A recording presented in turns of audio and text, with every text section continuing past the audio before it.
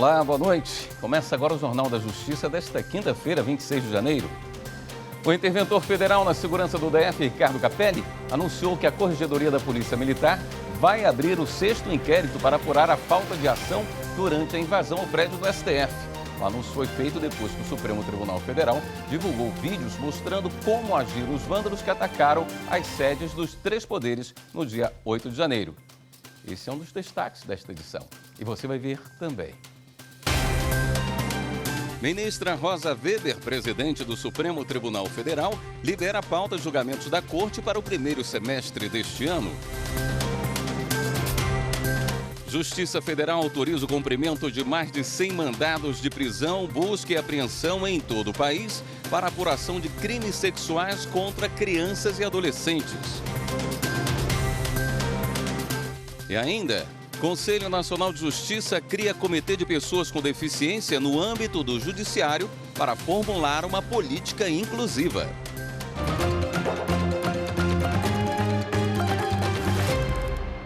O interventor federal na segurança do DF, Ricardo Capelli, anunciou que a Corregedoria da Polícia Militar vai abrir o 6º inquérito para apurar se houve omissão da força policial durante os atos de extremistas no dia 8 de janeiro.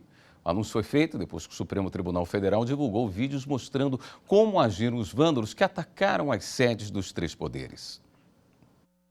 Todas as imagens foram repassadas para a Polícia Federal, para a Corregedoria da PM do DF e também para o interventor federal na segurança do Distrito Federal, Ricardo Capelli.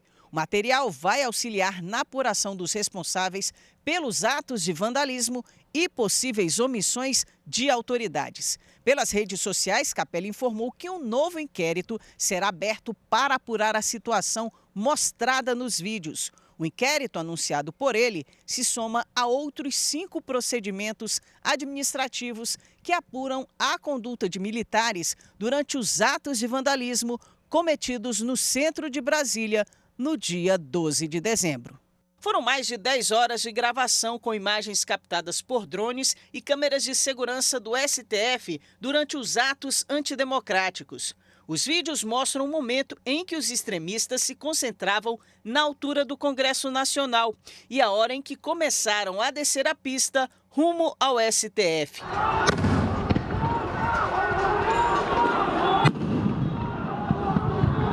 O que se vê depois são imagens da depredação do edifício sede do Supremo.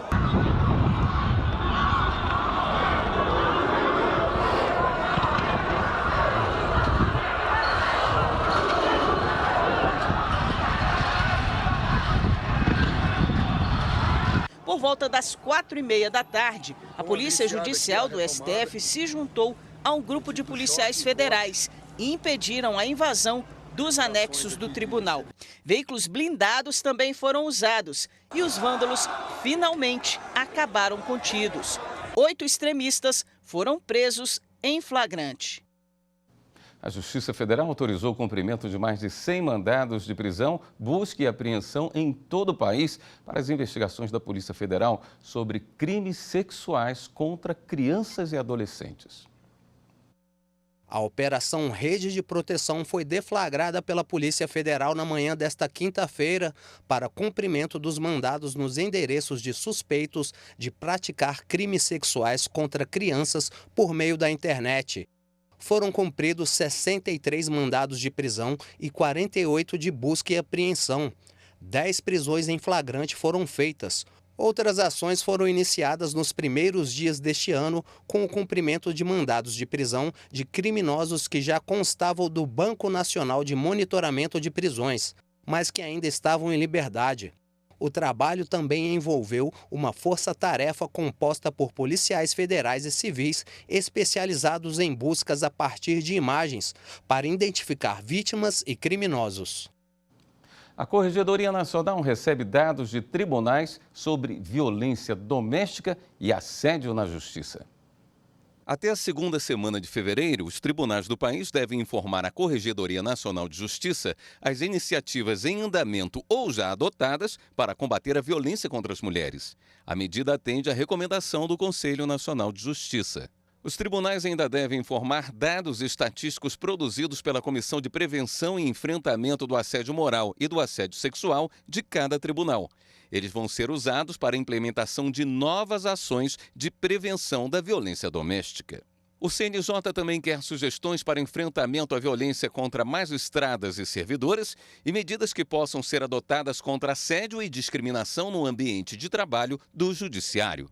As informações e sugestões devem ser enviadas para o e-mail corregedoria.projetos@cnj.jus.br. O Ministério Público Federal afirmou que adicional de insalubridade a pensionista de policial militar de São Paulo é inconstitucional. A ação para receber pagamentos de parcelas retroativas do adicional estabelecido pela Lei Complementar Estadual foi ajuizada por uma pensionista da Caixa Beneficente da Polícia Militar de São Paulo. Após perder nas instâncias inferiores, a entidade recorreu ao STF. Na manifestação, o MPF aponta entendimento consolidado da Corte no sentido de que o adicional de insalubridade não é incorporável aos proventos de servidores inativos e pensionistas, em decorrência do direito à paridade. Nesse sentido, o MPF manifestou-se a favor da análise que deve ser julgado pela segunda turma do Supremo Tribunal Federal. Veja a seguir, a ministra Rosa Weber, presidente do Supremo Tribunal Federal, libera a pauta de julgamentos da Corte para o primeiro semestre deste ano. Voltamos já.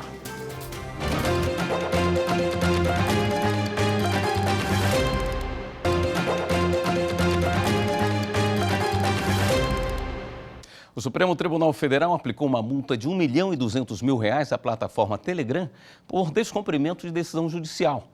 O ministro Alexandre de Moraes do Supremo observou que, como qualquer entidade privada que exerça sua atividade econômica no país, a rede social deve respeitar e cumprir de forma efetiva decisões do Poder Judiciário. A ministra Rosa Weber, presidente do Supremo Tribunal Federal, liberou a pauta de julgamentos da Corte para o primeiro semestre deste ano. Já no primeiro mês de trabalho, os ministros vão julgar a possibilidade de apreensão de carteira de habilitação e passaporte como medida para garantir o cumprimento de ordem judicial. Vamos conferir os temas das sessões plenárias presenciais de fevereiro, que começam a ser analisados na próxima quarta-feira. No dia 1º de fevereiro, ocorre a sessão solene de abertura do ano judiciário. No mesmo dia, os ministros já iniciam os trabalhos com a análise de processos. Está previsto o julgamento de casos com repercussão geral reconhecida, que vão servir de base para decisões nas outras instâncias do Poder Judiciário. Entre eles, recursos sobre os efeitos de decisão definitiva em matéria tributária, quando há pronunciamento em sentido contrário pelo STF. Os ministros devem julgar ainda a validade de leis municipais do Espírito Santo que concedem pensão vitalícia a dependentes de prefeitos e vice-prefeitos falecidos no exercício do mandato e vão proclamar o resultado de ações julgadas no plenário virtual da Corte. Uma sobre o prazo das concessões e permissões para a prestação de serviços públicos nas estações aduaneiras e terminais alfandegários de uso público denominados portos secos. E outra sobre a modulação dos efeitos da decisão que considerou inconstitucional Lei de Minas Gerais que instituiu taxa por uso provável de serviço de bombeiros. Também na lista de casos com repercussão geral reconhecida, o questionamento se a garantia da indenização em dinheiro é compatível com o regime constitucional de precatórios para fins de desapropriação de imóvel pelo poder público. A possibilidade de o Poder Judiciário determinar que a administração pública preencha o cargo de defensor público em localidades desamparadas e a contribuição devida à Seguridade Social sobre a receita bruta do empregador rural, pessoa jurídica, que resulta da comercialização da própria produção. A previsão é de análise também de ação sobre a redistribuição dos votos obtidos por candidato que teve registro cassado após as eleições, sobre a constitucionalidade da apreensão da Carteira Nacional de Habilitação ou suspensão do direito de dirigir, da apreensão de passaporte, da proibição de participação em concurso público e licitação pública como medidas para assegurar o cumprimento de ordem judicial. sobre a equiparação remuneratória entre cargos de carreiras diferentes, como auditores e conselheiros do Tribunal de Contas e procuradores e desembargadores, sobre o poder do Tribunal de Contas do Ceará de determinar a indisponibilidade cautelar de bens e sobre a validade de normas do Tribunal de Contas do Estado do Paraná que regulamentam práticas de fiscalização e prestação de contas por meio do Sistema Integrado de Transferências. A pauta traz ainda a discussão de lei de Minas Gerais que permite a remoção de magistrados para outra vara da mesma comarca, mesmo em se tratando de vaga a ser provida por antiguidade. Sobre recursos destinados ao Programa Estadual de Acesso à Alimentação do Estado do Rio de Janeiro, sobre a constitucionalidade de instituir a terceirização em toda e qualquer atividade, sobre a instituição do Bolsa Aluguel pelo Poder Executivo e sobre a proibição da exploração, da produção e da venda de amianto no país. Quase 810 milhões de reais em auxílio emergencial foram pagos de forma irregular em fevereiro do ano passado, segundo o relatório da Controladoria Geral da União. Você vai ver agora quais são as punições para quem frauda benefícios sociais. Estas são imagens de uma operação da Polícia Federal em Macapá, no Amapá. Os agentes cumpriram mandados de busca e apreensão na casa de 2 investigados que fraudaram o auxílio emergencial. O mesmo tipo de operação ocorreu em Salvador, na Bahia, em Campinas, São Paulo, em Cuiabá, Mato Grosso. Em fevereiro, a Controladoria Geral da União divulgou um relatório que mostrou o pagamento irregular de quase 810 milhões de reais a 1.800.000 pessoas. A maioria não tinha renda baixa para ter direito ao auxílio emergencial. Entre os beneficiários suspeitos, também havia presos e pessoas que já morreram. Os benefícios sociais são um meio de transferência de renda da União para o cidadão brasileiro inscrito em programas do governo. Além do auxílio emergencial, há muitos outros, como o Bolsa Família, o Garantia Safra e o Seguro Defeso, que é pago ao pescador na época em que a pesca está proibida por causa da reprodução dos peixes. Quem frauda esses benefícios comete crimes contra a Previdência Social. São os mesmos crimes para quem aplica golpes com o auxílio-doença e a pensão por morte. O Código Penal prevê apropriação indébita previdenciária, sonegação de contribuição previdenciária e estelionato. A pena para cada um desses crimes é de 2 a 5 anos de prisão e multa.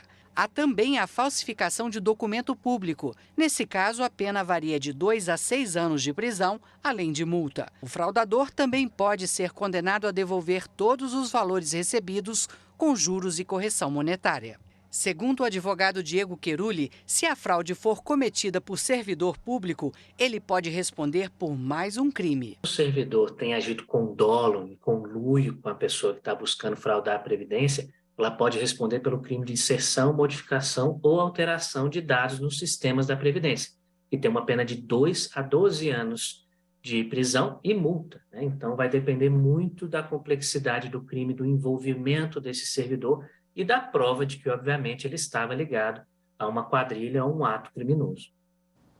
A Advocacia Geral da União criou uma nova procuradoria para negociar as dívidas da União. Esta semana entrou em vigor o decreto número 11.328 de 2023, que alterou a estrutura da Advocacia Geral da União, criando novos órgãos e unidades. Com o decreto foi criada a nova Procuradoria Nacional da União de Negociação, que deve priorizar a resolução consensual de litígios na AGU para gerar economia aos cofres públicos e reduzir o tempo de tramitação de processos judiciais em que a União figura como devedora. A nova Procuradoria substitui a antiga Coordenação Geral de Negociação da Procuradoria-Geral da União, que, entre 2019 e 2022, formalizou mais de 115 mil acordos que geraram, no período, uma economia total de quase 70 bilhões de reais, que incluem os resultados obtidos pelas coordenações regionais. A gente tem 2 formas de reduzir litígios. A União consegue reduzir litígios por meio da desistência de recursos, ou seja, quando ela concorda com o pedido da parte, e também consegue reduzir litígios por meio da formalização de acordos. Então, essa frente, que significa a formalização de acordos, onde a União faz toda uma análise sobre a economicidade do processo, sobre a viabilidade jurídica de se encerrar mais cedo essa demanda, ela agora vai ser fomentada por meio da Procuradoria Nacional de Negociação. A expectativa é que a gente consiga trazer para os tribunais superiores também essa cultura da autocomposição. Então, que a gente consiga fazer um expressivo número de acordos em processos que tramitam nos tribunais superiores. O novo órgão conta hoje com aproximadamente 50 advogados espalhados pelo país e será responsável por planejar, coordenar e supervisionar a atuação dos órgãos da PGU nas negociações para pagamentos de débitos da União e analisar eventuais propostas de acordos com essa finalidade. A 7ª turma do Tribunal Superior do Trabalho considerou inválida a jornada no regime de escala 12/36 de uma técnica de enfermagem. Entenda o caso na reportagem de Rafael Oliveira. A técnica de enfermagem trabalhava no Hospital Regional de Rondonópolis, Irmã Elza Giovanella, gerido pela Sociedade Beneficente São Camilo de Mato Grosso. Ela alegou que o regime de escala de 12 horas de trabalho por 36 de descanso é inválido porque a atividade era insalubre. O argumento foi baseado no artigo 60 da Consolidação das Leis do Trabalho, que determina que as prorrogações de jornada nessas circunstâncias precisam de licença prévia de autoridade competente em matéria de higiene do trabalho. Por isso, pediu o pagamento de horas extras realizadas além da 8ª hora diária, com os adicionais e reflexos correspondentes. O Tribunal Regional do Trabalho da 23ª Região em Mato Grosso manteve a sentença que reconheceu a validade do regime de escala com base na previsão das normas coletivas para a categoria. O caso chegou ao TST.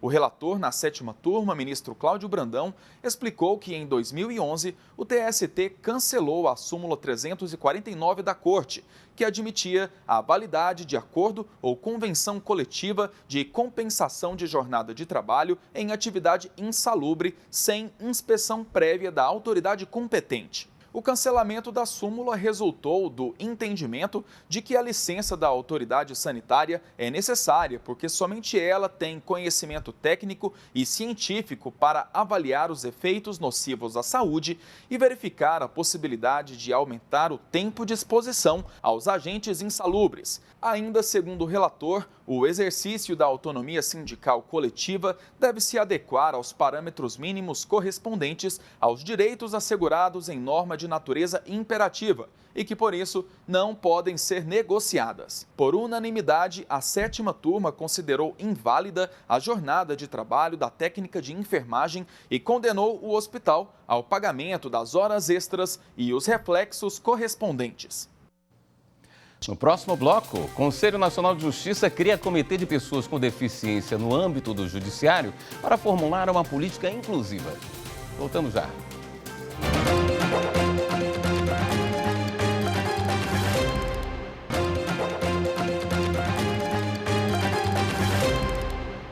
O Ministério Público Federal instaurou o procedimento para apurar a abordagem violenta da Polícia Rodoviária em um posto de combustível. A decisão do Ministério Público Federal foi tomada após a Procuradoria dos Direitos do Cidadão no Tocantins receber ofício da Secretaria de Segurança Pública do Estado, informando os fatos que ocorreram durante uma abordagem realizada por policiais rodoviários federais na primeira semana de 2023 em Palmas, contra um motorista negro. A apuração será feita para verificar possível violação de direitos humanos pelos policiais e monitorar as providências adotadas. A 5ª turma do Tribunal Regional Federal da Primeira Região manteve condenação de um comerciante do Piauí para que ele seja multado por coleta e venda de caranguejos no período do defeso, quando a atividade está proibida em respeito ao período de reprodução. O comerciante foi flagrado e multado pelo Instituto Chico Mendes de Conservação da Biodiversidade, o CMBio, em Parnaíba, no Piauí, vendendo cerca de 160 caranguejos no mercado municipal. Uma portaria do Estado proíbe a captura, o transporte, o beneficiamento, a industrialização e a venda do caranguejo uçá em 3 períodos. Agora, em janeiro, por exemplo, começou no dia 22 e termina nesta sexta-feira, 27, quando os caranguejos saem de suas tocas e andam pelo manguezal para acasalamento e liberação de ovos. No recurso ao Tribunal Regional Federal da Primeira Região, o comerciante sustentou que os fiscais agiram por suposição e sem provas ou garantias de que a coleta dos crustáceos tenha sido feita dentro do período de defeso. Ao analisar o caso, o relator, desembargador federal Souza Prudente, destacou que os atos administrativos possuem presunção de relativa veracidade e devem prevalecer as conclusões obtidas pelos agentes de fiscalização do ICMBio. A turma negou o recurso, mantendo a multa de R$ 2.200. A primeira turma do Tribunal Superior do Trabalho rejeitou o recurso de um gerente da Uber que pediu indenização por ter tido o direito a ações da empresa cancelado. Para o colegiado, foi constatado que a medida havia seguido a regra do plano empresarial. Na ação, o gerente disse que quando o contratado foi incluído no plano de incentivo de ações da Uber, que tinha o objetivo de manter os executivos na empresa.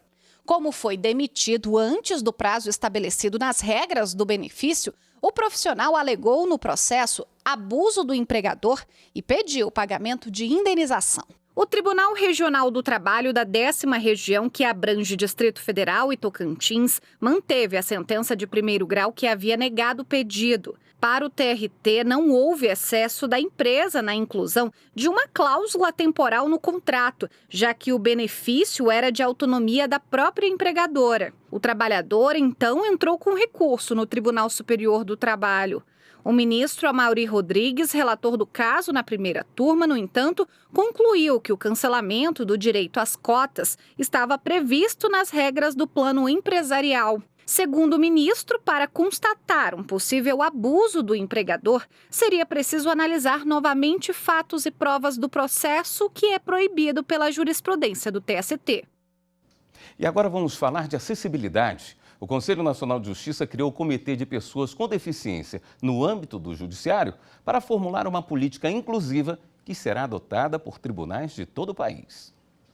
A última pesquisa nacional de saúde feita pelo IBGE mostra que em 2019 o Brasil tinha mais de 17 milhões de pessoas acima de 2 anos de idade com alguma deficiência visual, auditiva, mental ou física. 67% desses brasileiros não concluíram o ensino fundamental. Isso mostra a necessidade e a urgência de a sociedade, os órgãos públicos se adaptarem para atender essas pessoas com dignidade. O CNJ edita normas sobre o tema há mais de 10 anos. A recomendação número 27 de 2009 determinou que tribunais de todo o país preparassem os prédios para receber esse público. E não é só a acessibilidade arquitetônica, porque ela é um dos tipos de acessibilidade, mas também a comunicacional, a acessibilidade na informática, daí a nossa preocupação com o processo judicial eletrônico ser acessível, que ele garanta que advogados, servidores, magistrados, jurisdicionados possam ter acesso ao PJE, como todas as demais pessoas que não possuem nenhum tipo de deficiência. Ao longo dos anos, o CNJ também criou cotas para pessoas com deficiência nas carreiras do Judiciário e nos cartórios. A ministra Rosa Weber, presidente do Supremo e do Conselho Nacional de Justiça, reafirmou a agenda da acessibilidade e da inclusão. Foi criado o Comitê de Pessoas com Deficiência no âmbito do Judiciário para formular os eixos de uma política inclusiva a ser adotada pelos tribunais. Uma das ideias que esse comitê tem é de criar um fórum nacional onde se debatam questões inerentes à pessoa com deficiência, para que os magistrados possam conhecer esses direitos, aprofundar, ter uma visão mais inclusiva do que sejam esses direitos inerentes à pessoa com deficiência, à luz da LBI, que é a Lei Brasileira de Inclusão, e da Convenção da ONU sobre Direitos da Pessoa com Deficiência. O comitê também trabalha para incluir no currículo dos cursos de formação de magistrados matérias sobre as questões que envolvem pessoas com deficiência, além de criar um banco de sentenças relativas ao tema para orientar os magistrados em novos julgamentos. Esta edição do Jornal da Justiça fica por aqui. Uma boa noite para você, até amanhã.